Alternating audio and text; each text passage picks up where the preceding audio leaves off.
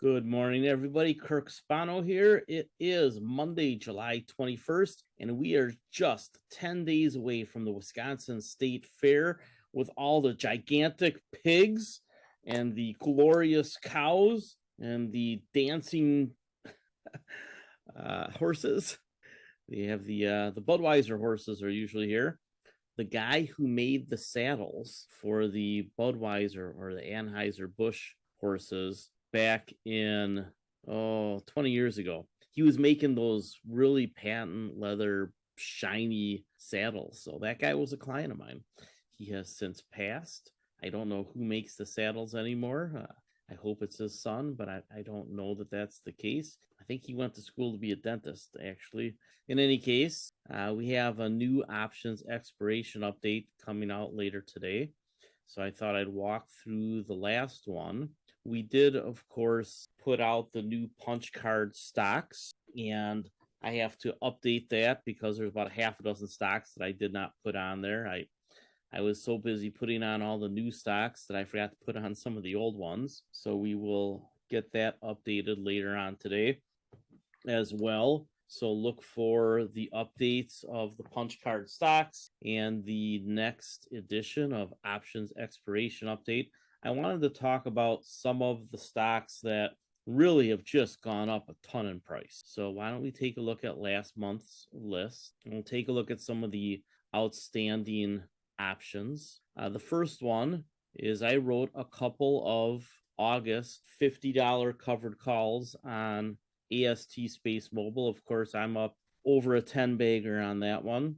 Got $575 in premium. So if this gets called away from me in August, and it was only for like 1/6 of my position, then I'll effectively be exiting those shares at a price of $55.75 on net minus my cost basis, which is about $4. So I'll be cashing out 1/6 of my position at about a 11 bagger. Pretty happy with that. The Enovix $10 calls that I wrote are way in the money, so I'm not going to even bother rolling those, I don't think, until about a week to 2 weeks before they expire. So the Enovix calls I'll probably roll out. I might even roll out the AST Space Mobile calls. We'll see where the prices are. You generally don't roll out your covered calls until a week or two before they expire. They generally won't get called away from you before then. Sometimes they will, but not usually. If they get called away, it'll be that last week almost every time. So if you roll them the week prior to that, you're generally going to do all right. The time value component of the options is mostly gone at that point. So you can roll out those covered calls 3, 4, 5, 6 months. And I think I'd probably roll them January, new calendar year, and maybe December, because a lot of them are tax sheltered accounts, but roll them out to December or January.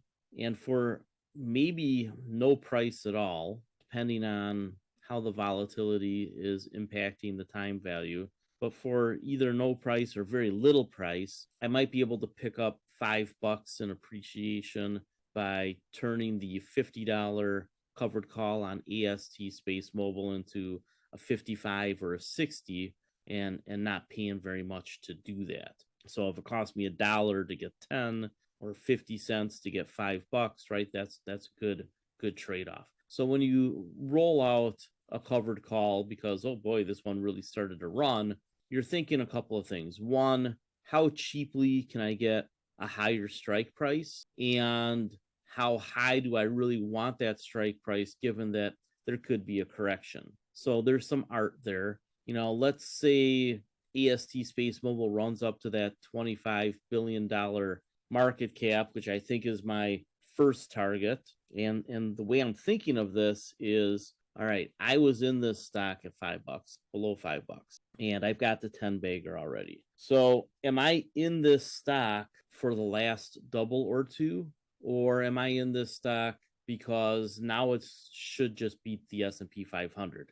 And it's really the latter, right? We're not looking at this to be a 10 bagger anymore. we already got the 10 bagger. So the next thing you do with a stock is you decide, okay, for similar risk to the S&P 500, can it beat the S&P 500? And I think that clearly the answer is yes. With this company in particular, I do think the upside is between 50 and 100 billion market cap as the pretty conservative end of my upside. It could be a 2, 3, 4, $500 billion company at some point. The reason I say that is when you take a look at American Tower and you take a look at the market cap of telephone companies all over the world, this company is going to be a linchpin in connecting 60, 70% of the people in the world to broadband, right? That don't have it right now. And eventually Starlink and probably a third player and probably a Chinese company, there'll be an oligopoly. But right now, AST Space Mobile has huge first mover advantage. They're really, really doing well with their plans with India. So I don't know how the quid pro quo works, but they're using an Indian rocket launch company to get some satellites up in the air. I presume the satellites that are going to serve India, well, that's a gigantic market, right? It's just an enormous market. So the combination of a lack of tower infrastructure in India, and they'll certainly build more, especially in the highly populated areas, but to get broadband to the small cities, right, where they're just trying to decide, how do we allocate capital in a country that is growing fast but does not have the money to just build the kind of infrastructure that the United States has. How do they get broadband to everybody? How do they digitize that economy all the way? Not just in Mumbai and some of the other cities. Well, AST Space Mobile is the company they're doing it with, and they're AST Space Mobile is using the rocket launch company in India to get those satellites up. Again, I don't know exactly how those deals get negotiated, exactly what is said in the closed room. However, giant market penetration there, right? So throughout Asia and along the equator, which is what they're targeting, you have something like 80% of the people in the world live pretty close to the equator. That's what they're targeting. So they're going to have a 3, 4, 5-year advantage to collect customers. They already have all of these MNO deals. So when I say I'm targeting 50 to 100 billion in market cap, I think that's very viable. However, over the next year or so, they are going to have delays on launches. I have no doubt in my mind that that's the case. I would be shocked if they keep everything exactly on schedule. We already know that they have launch problems in the United States. So we'll see how fast they get all their satellites up. I believe the next ones are India. And if the market, knocks this stock down 20 or 30% because, hey, they have to wait a month or two to get something in the air and then another month or two to calibrate. I just think that the odds of perfect execution are low, and typically the market will punish a company for that, especially a company like this one that has been highly shorted. And there is a cult of Starlink worshipers out there. We'll just say it's Starlink worship, not something else. And that's who's been shorting AST Space Mobile. Still has a pretty high short interest, which I think this rally has probably been nicking into. But as the stock price goes up and as they get closer to some sort of disappointment, right? And I keep telling you, don't think about the narrative today. What's the next narrative going to be on AST Space Mobile? For a hot minute at some point, it will be, see, they can't get it all up and running. And there will be a lot of FUD thrown out by the shorts, and they'll reload their position and they'll drive it down 20 or 30%.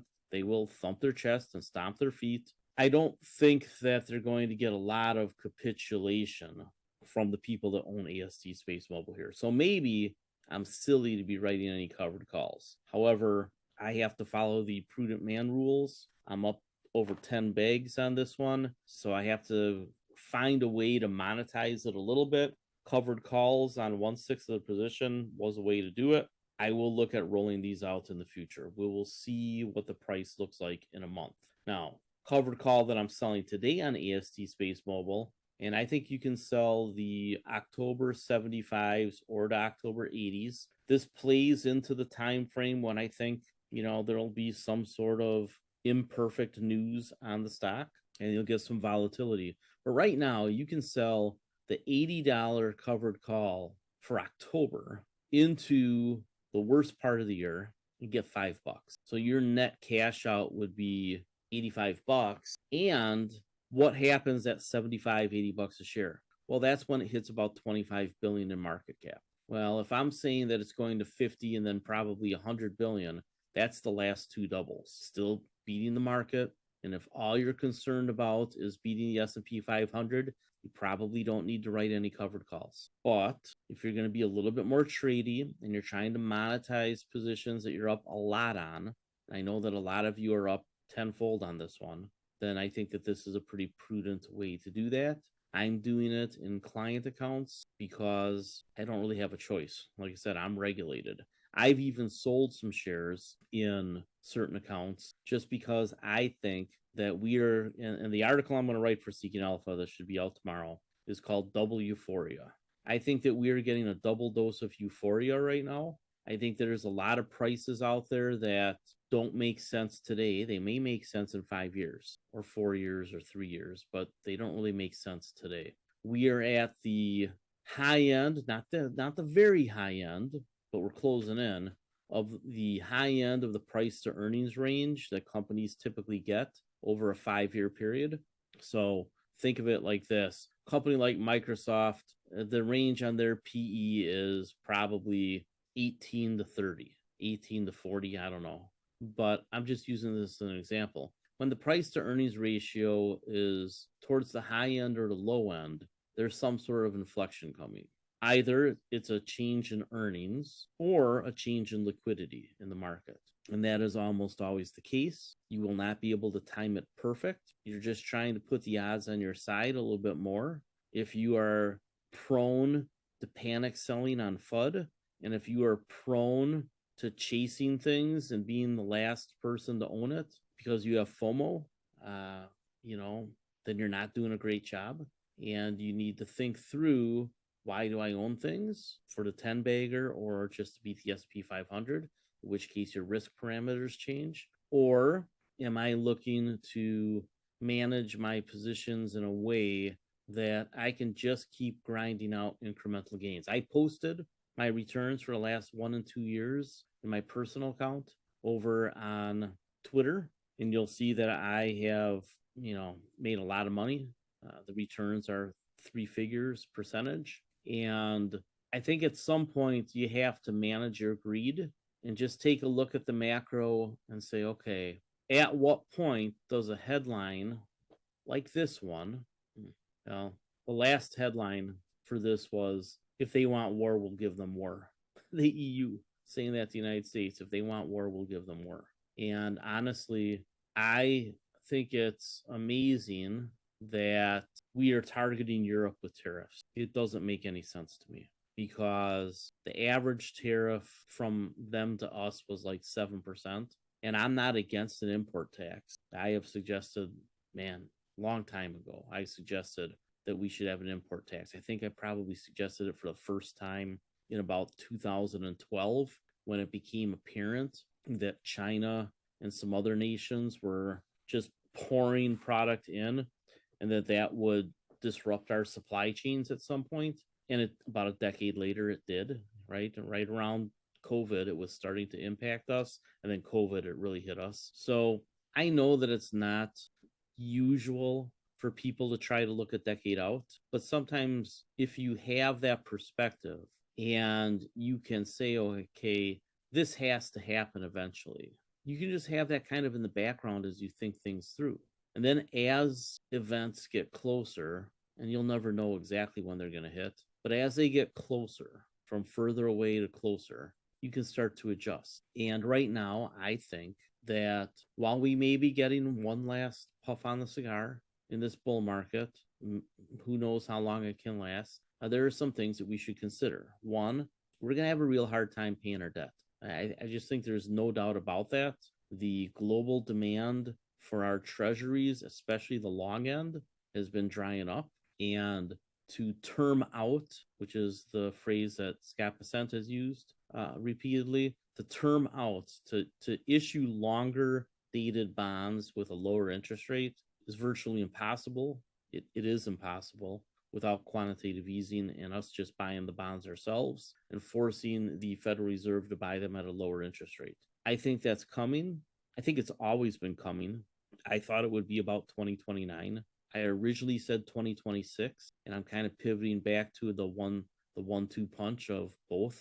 I think we'll get some of it next year, and then I think we get another dose of it when the boomer retirement crisis really hits full force around the end of the decade. But between now and then, we have this amazing technological transition that is going on. And in the new punch card stocks list, which is pretty long, I gave people, I think, a view from energy to robotics and AI and healthcare and everything in between, all the things that are changing, which means volatility and doubt, and fear, and opportunity. I really like all those companies I talked about. And like I said, I owe you about a half a dozen more because I wanted to get it published and I wanted to go swimming, to be honest with you. I was like, okay, let's get this thing published. And I forget to put in a couple. So they'll be in there. But if you start reading about the companies, instead of, there's still a few of you who just want a tip sheet, tell me when to buy, which, is never going to work out for you long term. But if you start doing the reading on some of these companies, right, you're managing your own money. You need to put some time into reading about the companies that you want to buy. If you just want a tip sheet, you're never going to be really good at this. You're going to be prone to mistakes and emotions if you don't do the reading. If you don't try to think second and even third derivative, real four-dimensional chess, not the pretend stuff that we hear about from the politicians. Because a lot of that is checkers. And it's mostly follow the money checkers. Why are they hurting that over there? And why are they helping that over there? It's because somebody's got their sticky little fingers in it virtually all the time. So when we manage our money, we're trying to think all of that through, and we're going to be very imperfect, but we should make pretty good money. By a show of hands, this is where you can put your hands up in the chat room. I really want to see you do it. So look for your control. Put your hand up if you've beaten the S&P 500 over the last year or two. All right. If you haven't, there's really only a few reasons that you wouldn't have. A lot of hands going up.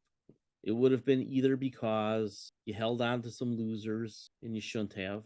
You didn't add enough of some of these small and mid-cap stocks that have gone through the roof, or you sold everything or almost everything. You just never got back in. And I think that last one, a lot of people did. You can be defensive and manage your risk without going to 100% cash. And I've never gone 100% cash ever. It's always something long to own, but have a game plan on each thing. So in the new punch card stocks, which I'm not going to show the list of the new companies here, so if you want that, you have to subscribe. A lot of those stocks are actually on the verge of breaking out, and I'm not sure how I'm going to finesse getting in. You know me, probably sell cash secured puts and hope that some of them get put to me, or that we get a correction and I can buy a dip. Because it is okay to buy the dips in the weekly charts or the daily charts even, if there is an established uptrend. And you can say what I said about AST Space Mobile. I have an idea what the market cap should be a few years out. And if you have an idea of what the market cap should be a few years out, then these little itty bitty price moves, 5% this way, 10% that way, don't shake you up. I think that there was probably another 10 baggers on the list I put out. I couldn't tell you exactly which 10 they are, but it was 50 or 60 stocks. Half of them are dividend stocks, so none of them. But of these small and mid caps that I put out there, and plus the ones I forgot, for sure, a whole bunch of triples and quadruples, and 5 baggers and 6 baggers. But I'm looking. The one that I think is most likely to be a 10 bagger is Enovix in the mid cap space. I don't think people have wrapped their head around just how enormous the energy storage market is. And for them to have a way that nobody else has to prevent lithium from catching fire, right? They created a new battery architecture. Their architecture is actually what's unique, patented, very protected, hard to copy, and licensable.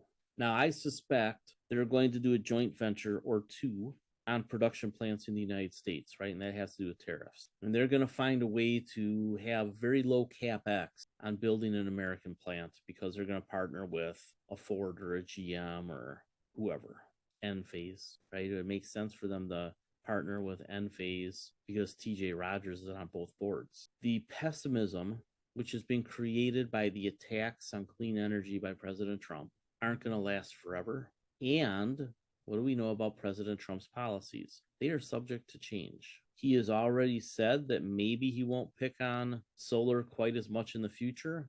We'll see. And we already know that the senators who are going to pass on, the Republicans are probably going to pass another reconciliation bill next year, early next year. And I can see them bringing back some sort of solar incentive, especially if unemployment ticks up in that industry, which had grown to be pretty large. So I really like the battery storage. I think Enovix has a pretty big advantage in device batteries, right? Their batteries won't get as hot. They have contracts. They're sold out at their first factory and they're building a second one. They're in Malaysia, which gives them huge tax advantages because they have a special industrial zone that they're part of. So I did a dumb thing and sold some covered calls because my position had gotten very big. So I just kept averaging down. So I'm going to sell about 1/6. There's that number again. Sometimes I sell an eighth, sometimes a quarter, sometimes a third. But 1/6, Catholic school kid, always converting fractions into percentages in my head.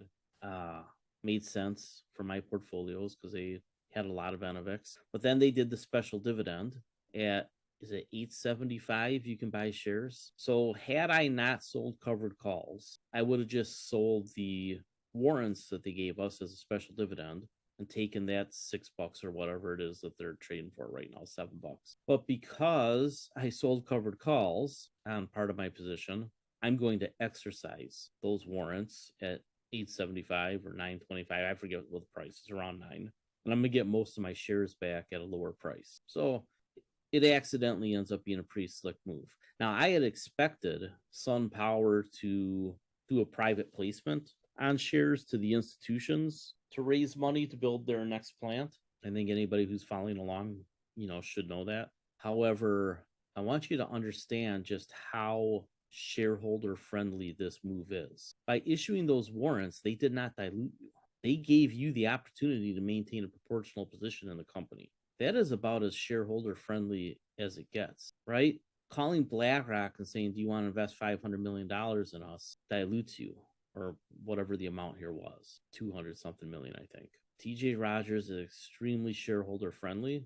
Keep that in mind with his other companies. The TJ Rogers machine during the next upcycle in clean energy, which is inevitable, is going to make a lot of people millionaires. When I say inevitable, it is because climate change is real. We are the ones causing it, and we're going to have to be the ones to try to fix it. You can disagree with any part of that statement. I don't really care. You're wrong. And you should accept being wrong once in a while because it will free your mind. I've accepted that. Every time Jolene tells me I'm wrong, I accept it. That frees my mind. Cool hand, Luke. Make my mind right. Make your mind right, boy. All right. So with Enovix, I don't want to sell any covered calls unless my position is gigantic. And if my position is gigantic and is outside of my risk tolerance to have that gigantic of a position, I think you could take a look at the October 20s, get about $1 if you wanted to, if one were so inclined. Somebody asked if there isn't a correction, is it worth buying some of these stocks? Well, we always have to remember a correction in the stock market is the S&P 500, correct? Because that's 93% of all market cap. You're not really looking for 10 baggers in the S&P 500. It's very rare that happens, like very, very rare. So I would say that what we normally do is take a starter position, right? Something less than 1% of the portfolio, your portfolio, and then sell a cash secured put for another 1 or 2%. The small caps and the mid caps aren't as correlated to the S&P 500 as they are, right? IWM, the index, probably is pretty correlated to the S&P 500, but it deviates all the time. The individual companies are correlated to their own catalysts. So the two drone companies that I have on the list are just their own businesses. The market, right? The market, the S&P 500, why would that matter too much to them? They're not getting S&P 500 index money. What we're hoping is that those businesses do well enough and get so much attention that they get sucked into the S&P 500. That ride from about 5 million market cap, that ride from about 5 billion market cap into the 20s, right? Those doubles from 5 to 10, 10 to 20, 20 to 40. And then if it's profitable, it ends up in the S&P 500. That's that magnetic feeling, right? That's the S&P 500 index pulling stocks towards it as people who found the companies before they were in the S&P 500 just keep piling in. And usually after one of these stocks gets into the S&P 500, they get that last bump from the S&P 500 money, and then there's a correction at some point. Then that's probably your last point to buy it for the last ride up the S curve. Remember, big companies don't usually make big moves. If you take a look at the S&P 500, something like 12 stocks have accounted for 90% of the movement in the index. Not just 7, it's like 12. And 50 stocks have accounted for like 99% of the move. That means 450 stocks have just been choppy or down.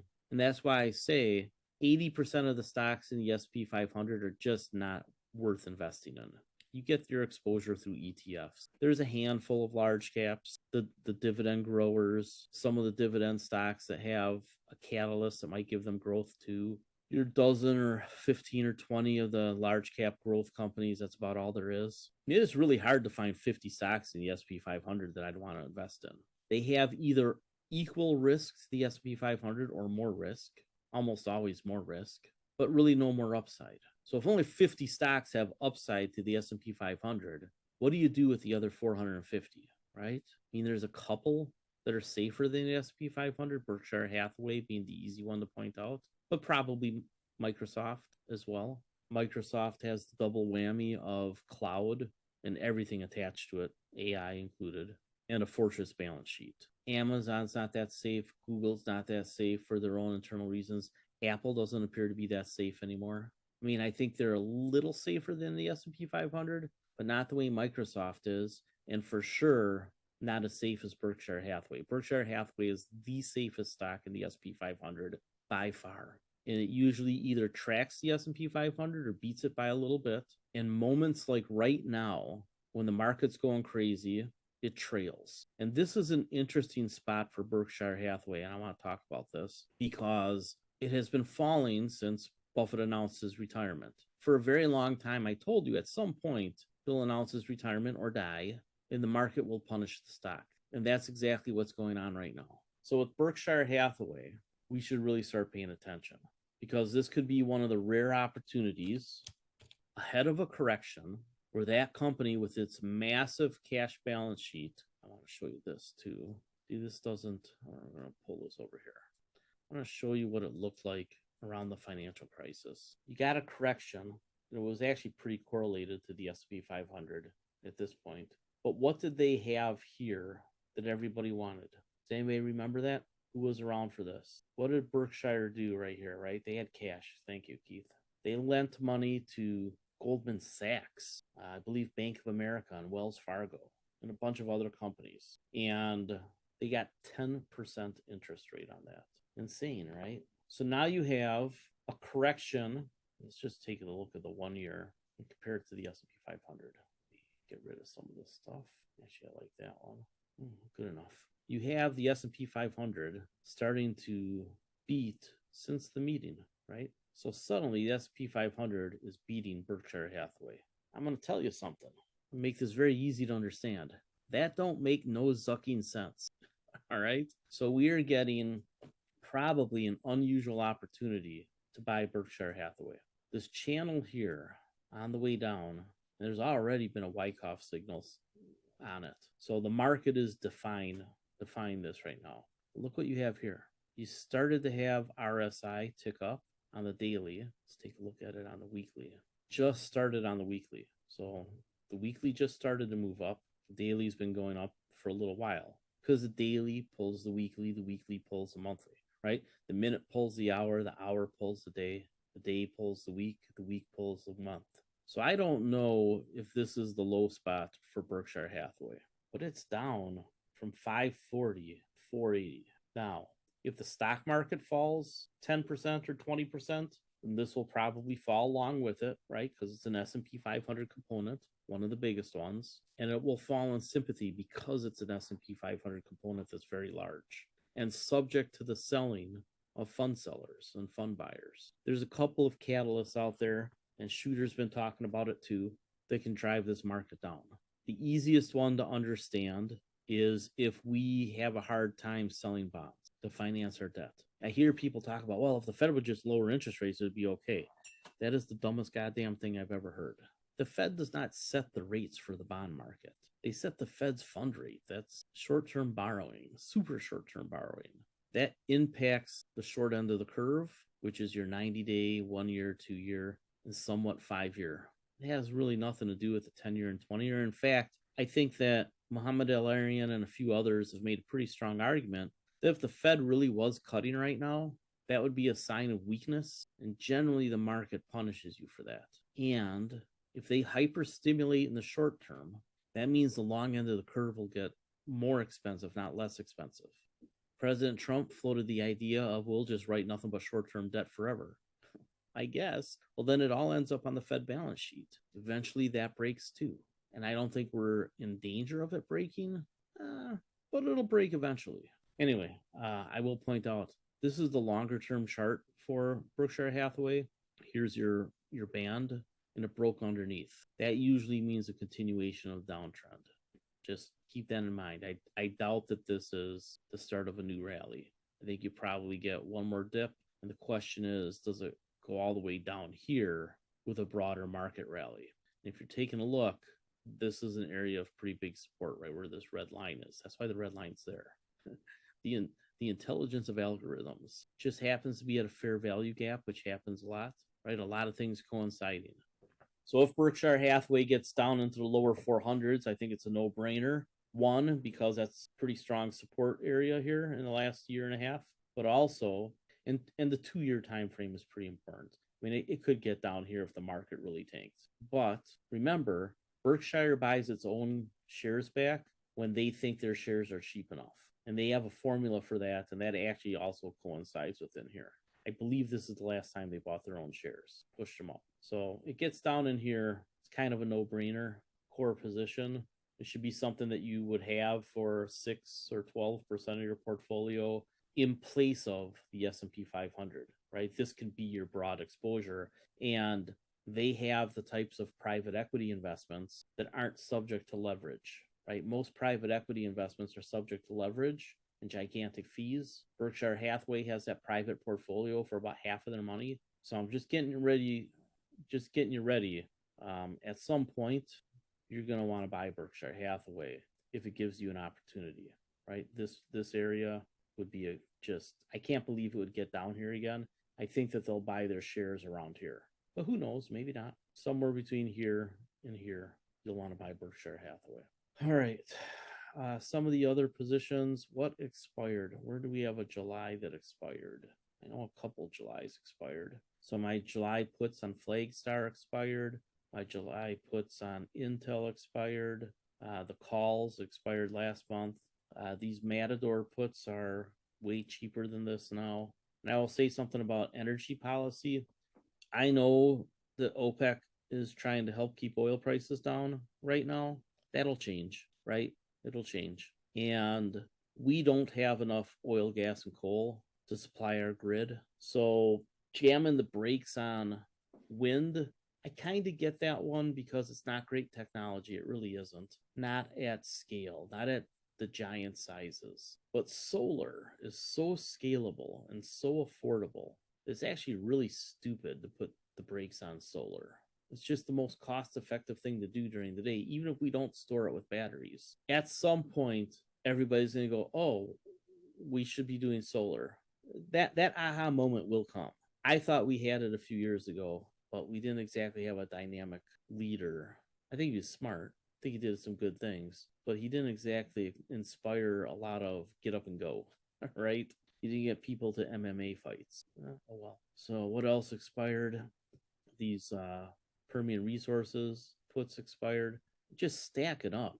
income, right? So again, I always want to make the point that if I manage your money, I'm not going to be as aggressive as I am with mine, unless you flat out tell me to. In which case, we have to put it in writing, so I don't get in trouble. I do have a few people who have made the point of saying be aggressive, um, and I am. But you can be aggressive with your money as you see fit. That's why I don't do model portfolios. Model portfolios are junk. Just goes back to I want a tip sheet. You're never going to be a good investor if you're looking for a tip sheet, because eventually you'll subscribe to one that sucks. It'll blow you up. So learn how to be a good investor. I'm really trying to teach you. I don't have a lot of skills. I was an average baseball player. I was an average soccer player. I'm a decent writer. There's a few things I can cook. Pretty good in the garden. Thought I'd be a farmer. Realized that's way too hard for me. I've become a pretty good business analyst and a pretty good economist. I've turned that into being a pretty good investor. So if you're going to manage your own money, become a pretty good investor. Don't just look for a tip sheet.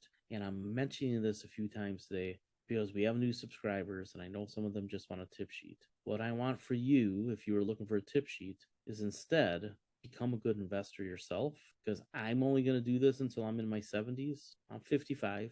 You got time. But I went out to dinner last night with a teacher friend of mine and his nurse wife, and Jolene, and we went to the restaurant that my uncle invested in, a pizza place called the Za in Elm Grove, Wisconsin. It was very good. It's not a cheap restaurant. I should have cashed in my uncle invested in the place card and gotten a discount. But they asked me, Kirk, when are you going to retire? I was like, I don't know. When I feel like writing novels and playing in the garden, and when I hit a number that I'm like, I don't need to be in it for the last double. That's pretty good. That's a pretty good walkaway line, isn't it? All right. Any questions? Somebody asks, am I still interested in Dow Chemicals? Nah, it was one of those stocks that got so cheap for a minute that I think a few of you sold cash secured puts. Let's take a look at Dow. So Dow was a company on my radar. I guess it's about the same price, isn't it? I think you can sell puts on I don't really want to own the stock, but I think you can sell puts on it because there's very little downside, right?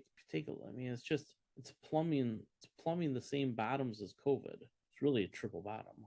One that's COVID extra, and then here. I don't think there's much downside in Dow. I don't think there's much upside either.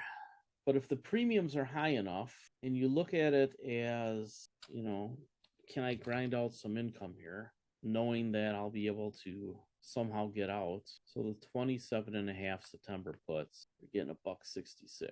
1.66 divided by 27.5, 6% for 2 months. So 6 of those periods in a year. So times 6, getting an annualized return of 36% on the cash. You don't have to buy it unless it goes down to 27.50, coinciding with that expiration date.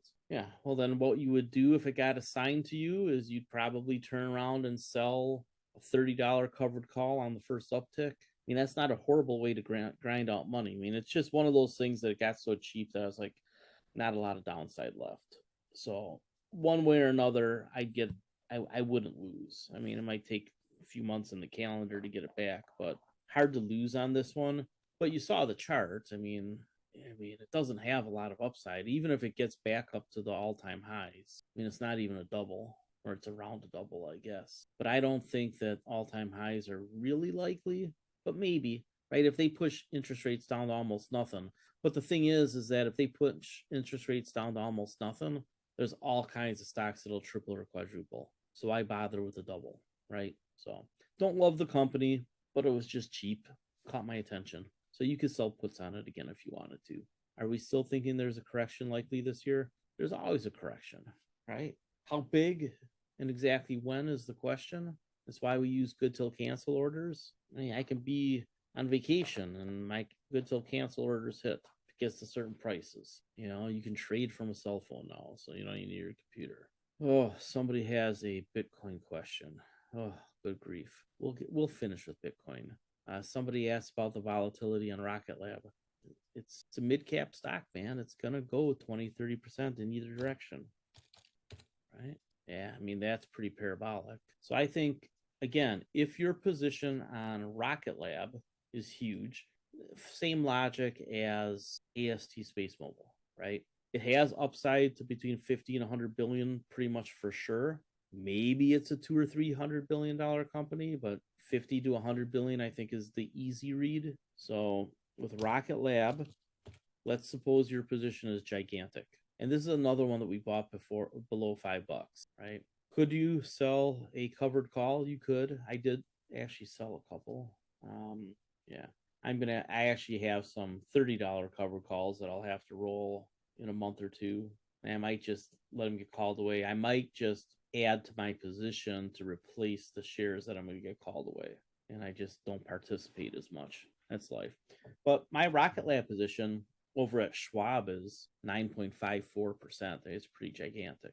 I've already trimmed it at Interactive Brokers. And the reason why that's the case is I have less aggressive investors over at Schwab, at least until very recently. So you could sell the October 60s and still get almost $5. So if your position is gigantic, you could sell a couple covered calls. I don't know what the news was today that made the stock go down. Maybe there was no news. It could just be what? Traders being traders. If you've been in these Discord rooms with me, where I'm just kind of like seeing what they're talking about, all these lists, and they're on Twitter too. People are like, they'll put 17 symbols up. Oh, we got moves for all of these today, and then they chant and they spin their narrative that really has no basis in reality. And it helps them rationalize what's going on. And that is lots of traders thinking they're great traders, using leverage, and you're starting to see fairly big moves in share prices. I want to ask you a question since we're on the topic of fairly large share price moves. All right. So I don't even know when I put this notation on here. I think it was when the stock was in here. This is United Healthcare. How many people besides me, when United Healthcare got up to 400 or 500, were saying that the stock's got to crash? And I even gave my reasons. I think management is fundamentally bankrupt morally and ethically. I think they suck a ton of money out of the company for their own compensation. I think there is financial engineering. And I said a long time ago that a price around 200 seems about right. Kirk is stupid, Kirk is stupid, Kirk is stupid, Kirk is stupid, Kirk is stupid, Kirk is stupid. Holy shit. Now here's the weird thing, and I don't think it'll be soon. Here's the weird thing. The day will come where I want to buy United Healthcare, I think. Why? Because they are an 800-pound gorilla. And if I can buy that gorilla for a 400-pound price, I'll probably buy the gorilla. But I want to see a change in the management. I really want the CEO and that whole C-suite, the zuck out of there. They're horrible human beings. We know what happened in New York. Somebody snapped and killed one of them. Not that he didn't love his kids and love his wife and all the other stuff. But people rationalize their decisions all the time. It's probably the second or third strongest drive in humans after survival and potentially sex. Sex slides up and down the scale for certain people. Procreation. Clearly, with birth rates falling, I would say that rationalization of one's existence has jumped procreation and sex up to second place on the list after survival. So, hey, they might love their kids, but that doesn't mean they're making ethical decisions. And the reason they're not making ethical decisions is because they rationalize it somehow. I don't really think they're really evil, probably. They're probably amoral, and it leads to bad decisions, at least for those who aren't getting the paycheck. But United Healthcare, look at that drop. Look at that. That's United Healthcare. If that can happen to United Healthcare, right? If this can happen to United Healthcare, basically a 50% drop overnight, right? That took April 7th, May 25th. That took a month. If that can happen to United Healthcare, can't it happen to virtually every stock out there? The answer is yes. So when you take a look at some of these stocks that are stretched to the top end of their 5-year PE range, you should ask a question. Is the E going to increase enough on all these companies to carry that price? And the answer is 80% of the time, no. All right, we'll finish with Bitcoin. Your thoughts on owning Bitcoin versus IBIT? Now, I have answered that question 50 times. We'll answer it another time. I own Bitcoin in cold storage that I bought at under $20,000 of Bitcoin. In fact, I bought it way under $20,000 Bitcoin. This is Bitcoin that I have owned with some trading, but in cold storage now for about 5 years. So I'm not going to sell those Bitcoin. Those are there just in case Bitcoin actually becomes a currency. I don't think it's going to become a currency. I think it's going to be a commodity. There's a difference, right?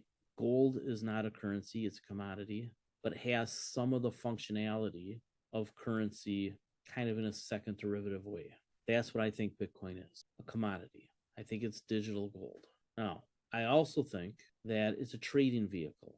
I also think that there is probably some shenanigans going on, as evidenced by the recent crypto laws and positioning of the Trump family and their allies. I think that Bitcoin gets pumped to around 300,000 by the end of this administration. But I also think that there are some hiccups in the debt market, whether it's us just not having enough borrowers, which I think is likely at some point, or the complete unwind of the yen carry trade, which could happen any minute. So on some events, I will probably buy IBIT back and I will trade it up. If I missed it, I missed it. Such as life, there's other opportunities. Could you buy IBIT right now and try to chase?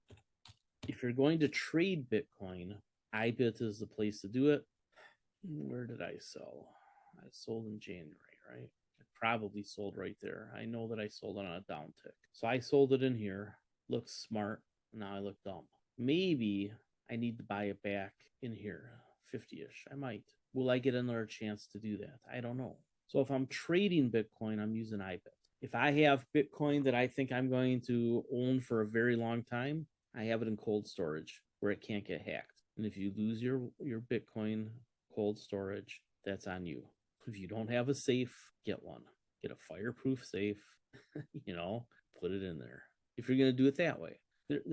So the reason I don't use any of the technically cold, they call it cold storage, but if it's online, to me, it's not cold storage. So, then you just have to make sure your pass keys are in multiple places. Don't be one of those people that writes a will and then puts the will where nobody can find it. There's all kinds of things to read online. I don't need to go through all of that. But I trade IBIT and I have cold storage for the Bitcoins that, just in case it becomes money. If it does become money, right? If it starts replacing other currencies other than emerging markets, two things. One, I want some. And two, you are about to enter a very dystopian world. The idea that Bitcoin is good for most people is wrong. Having an inflationary currency is a good idea if you measure the inflation, right? That's why they have a 2% inflation target. It had to do with the growth of the population. Will that change as the population stops growing over the next 50 years or whatever it's going to be? Maybe, yeah. I guess that would be a logical adjustment. The problem is we have so much debt and we're not going to really pay it over 30 or 50 years that we need some inflation. It's just the way it is. So the difference between investing and living, right? You have to figure that out. And I think you need to keep in mind that because compensation at the very top end of the scale has gone through the roof over the last 45 years, and compensation for the other 98% has stagnated largely, especially for 80 to 90% of the people, right? Doesn't even keep up with inflation.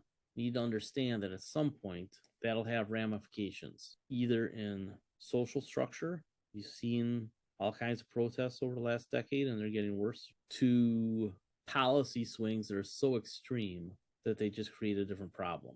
New York City. So that's why I own Bitcoin, just in case we really fuck things up. And Bitcoin is not going to create an egalitarian society. How do we know that? Because almost nobody owns Bitcoin, right? If suddenly Bitcoin replaces the dollar, how is that good for 90% of the people that don't have Bitcoin? Think that through. It makes sense to have a form of digital gold. That makes sense. But the idea that the dollar isn't the free ride of the universe for Americans is just plain ignorant. That's why our poor aren't as poor as other people's poor. So anybody who blasts the dollar or blasts the Fed, and I asked this on Twitter today, I know that it's kind of a blood sport to rip the Fed. Well, the alternative is that the politicians control the money in the banking system. Do you really think that's a better idea? Do you really think it'd be a better idea for politicians to control the monetary system and the banking system even more than they already do? That is the most zucking, stupid thing we could do. And anybody who hasn't got to that level of thinking about it after they read something about, the Fed is printing too much fiat money, fiat. It's going to be like the Roman Empire, man. Just has not read enough books. I will end with, I took my grandkids to the Discovery World on Milwaukee's lakefront last week. They loved it. And my 3-year-old granddaughter, there's a bunch of school groups there, camp groups, says to one of the kids, said something about reading a book. She looks at the kid. She goes, more books, more money. That is something I've been teaching my grandkids. More books, more money. She got an entire group of little kids to start going, more books, more money. It was the funniest thing I'd ever seen. So when in doubt, read a book, because there's some good ones out there. And social media is 80% garbage. So better places to get your information. Okay, I'll let you go. And I will get the options expiration update done today. I will add those companies I forgot to the punch card stocks. And then I'm going to crank out 2 at least, and I'm going to try to do 3 or 4 or 5.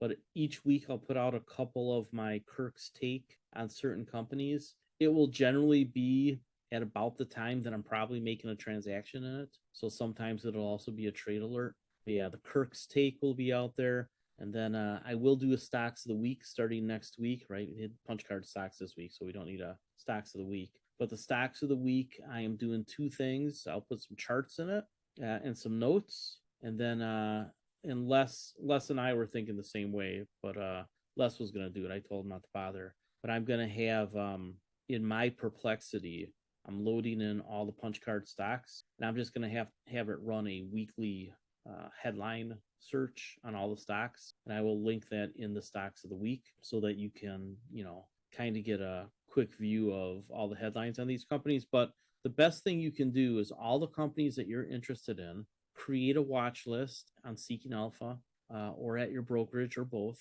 or on Perplexity, whatever, and just get your quick take news that way, right? As the headlines come out. And you want to read the company's press releases, their SEC statements, some analyst coverage, that sort of thing. So you should have your own watch lists, set up probably where you do your trading. So Schwab, Fidelity, whatever.